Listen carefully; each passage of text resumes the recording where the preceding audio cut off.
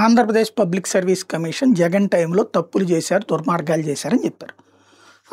దానికి ఆధారంగా అప్పుడు ఆయన మాజీ ఐపీఎస్ అధికారిని ఆంజనేయులు గారి అరెస్టులు ఇవన్నీ కూడా నడిచినాయి. కేసుల్లో పెట్టడం ఇవన్నీ కూడా నడిచినాయి.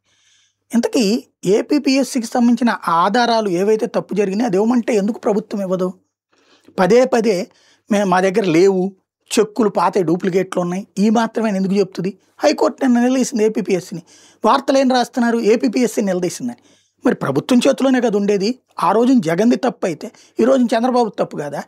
ఆ రోజున ఏపీపీఎస్సీది తప్పు అయితే ఈ రోజున ఏపీపీఎస్సీది రైట్ ఎట్లా అవుతుంది? ఇప్పుడు ఏపీపీఎస్సీని నిలదీస్తోంది కోర్టు.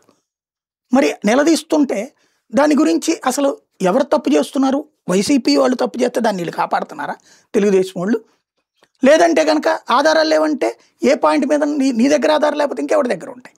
అప్పుడు ఇదిగో మాది ఏపీపీఎస్సీ అప్పుడు ఉన్నోళ్ళు తప్పు చేశారని ఎందుకు చూపించట్లేదు మీరు కోర్టుకి? ఓవరాల్గా చూస్తే ఏదో దాస్తున్నారు. అంటే ఆ రోజు తప్పు జరగకపోయినా తప్పు జరిగిందని ప్రచారం చేశారు కాబట్టి దాంతో కవర్ చేసుకోవడానికి నాటకాలు ఆడుతున్నారా? తేల్చుకోవాల్సి ఉంది.